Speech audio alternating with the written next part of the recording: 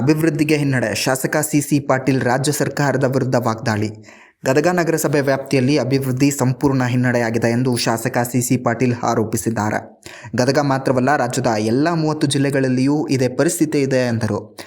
ಇತ್ತೀಚಿನ ಸರ್ಕಾರದ ಅವಧಿಯಲ್ಲಿ ತಾವೇ ಕೇವಲ ಲೆಟರ್ ಪ್ಯಾಡ್ಗೆ ಸಹಿ ಮಾಡುವ ಕೆಲಸ ಮಾತ್ರ ಮಾಡ್ತಿದ್ದೇನೆ, ಉಳಿದ ಎಲ್ಲ ಅಧಿಕಾರಿಗಳನ್ನು ಮಾಜಿ ಶಾಸಕರ ನಡೆಸ್ತಿದ್ದಾರೆ ಎಂದು ಹೇಳಿ ಅಪರೋಕ್ಷವಾಗಿ ಮಾಜಿ ಶಾಸಕ BR ಯಾವಗಲ್ ವಿರುದ್ಧ ವ್ಯಂಗ್ಯವನ್ನು ಮಾಡಿದರು.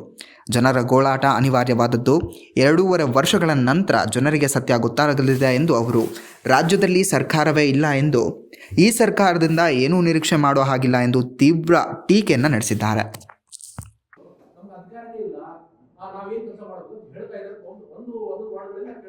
ಇವತ್ತು ನಾನು ಹೇಳ್ತೇನೆ, ಒಬ್ಬ ಶಾಸಕನಾಗಿ ಸಹಿ ಮಾಡೋದು ಅಷ್ಟೇ ನನ್ನ ಅಧಿಕಾರ ಐತಿ. ಯಾವ್ದಾರ ಲೆಟರ್ ಪ್ಯಾಡಿಗೆ ಉಳಿದಿದ್ದ ಅಧಿಕಾರಿ ಎಲ್ಲ ಮಾಜಿಗಳು ಮಾಡ್ತಾರೆ ಈ ರಾಜ್ಯದೊಳಗೆ.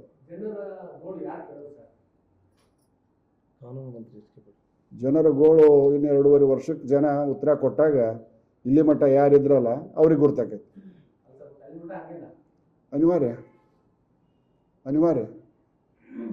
ಕೇಳೋದು. ಸರ್ಕಾರನೇ ಇಲ್ಲಲ್ಲ, 10 ದಿವಸ ಅಧಿವೇಶನ ನಡೀತು.